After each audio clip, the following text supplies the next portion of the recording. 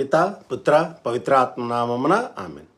క్రీస్తునాథుని యందు మిక్కిలి ప్రియమైన సహోదరి సహోదరులారా, ఈరోజు మన పరిశుద్ధ కథోలిక స్త్రీ సభ తల్లులందరికీ ఆదర్శమూర్తి, కన్నీటి ప్రార్థనల ప్రతిరూపమైన పునీత మోనికమ్మ గారి పండుగను ఎంతో భక్తి శ్రద్ధలతో జరుపుకుంటూ ఉంది.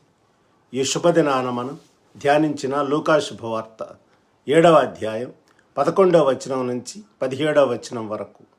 నాయీను అన్న ఊరిలో విధవరాలైన ఒక తల్లి తన ఒక్కగానొక్క కుమారుడు మరణించినప్పుడు పడుతున్న గుండె కోతను, ఆమె కన్నీళ్లను తుడవడానికి యేసు ప్రభువు చూపిన అమూల్యమైన దయాహృదయాన్ని మనం చూస్తాం.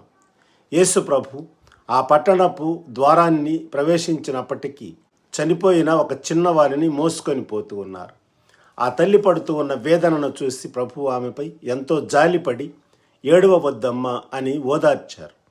ఆయన పాడెను ముట్టి, చిన్నవాడ లెమ్మని నీతో చెప్పుచున్నాను అని అనగానే ఆ మరణించిన వాడు లేచి కూర్చుండి మాట్లాడసాగాడు. యేసు ప్రభువు ఆ కుమారుని సజీవంగా అతని తల్లికి అప్పగించారు.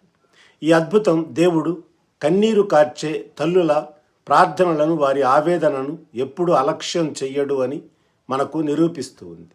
పునీత మోనికమ్మ గారి జీవితం ఈ నాయీను ఊరి విధవరాలి వలనే ఎంతో వేదనతో కానీ అచంచలమైన ప్రార్థనా విశ్వాసంతో సాగింది. ఆమె కుమారుడైన అగస్టిన్ ఆ తరువాత పునీత అగస్టిన్ గారు అయ్యారు.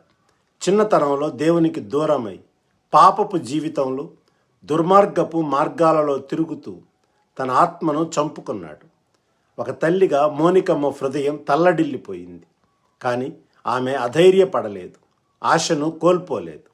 తన కుమారుని ఆత్మరక్షణ కోసం అతడు మళ్ళీ దేవుని వైపునకు తిరగాలి అని సుమారు 17 సంవత్సరాల పాటు కన్నీరు మున్నీరుగా నిరంతరం ప్రార్థించింది. ఆమె ప్రార్థనలను చూసిన ఒక పీఠాధిపతి, కన్నీటి బిడ్డయైన నీ కుమారుడు ఎప్పటికీ నశించిపోడు అని ప్రవచించారు.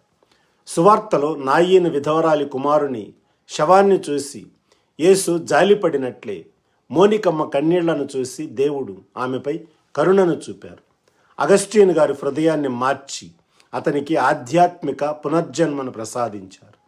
చనిపోయిన నాయీను కుమారుడు బ్రతికినట్లు పాపంలో చనిపోయిన అగస్టిన్ పశ్చాత్తాపపడి తిరుసభలోని అత్యంత గొప్ప వేద పండితుడిగా, పునీతుడిగా మారారు.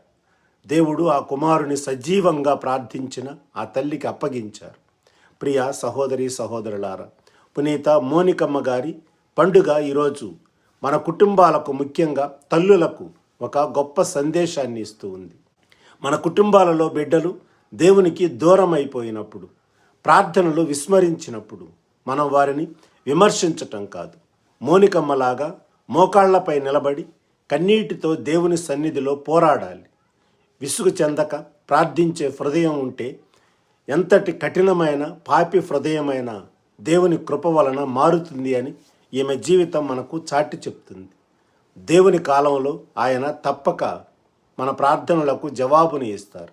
ఈ పవిత్ర దినాన పునీత మోనికమ్మ గారి విజ్ఞాపన ప్రార్థన ద్వారా మన కుటుంబాల రక్షణ కొరకు, మన పిల్లల మంచి మార్గం కొరకు విసుగక ప్రార్థించే ఓర్పును, విశ్వాసాన్ని ప్రసాదించమని ప్రభువును భక్తిగా వేడుకుందాం.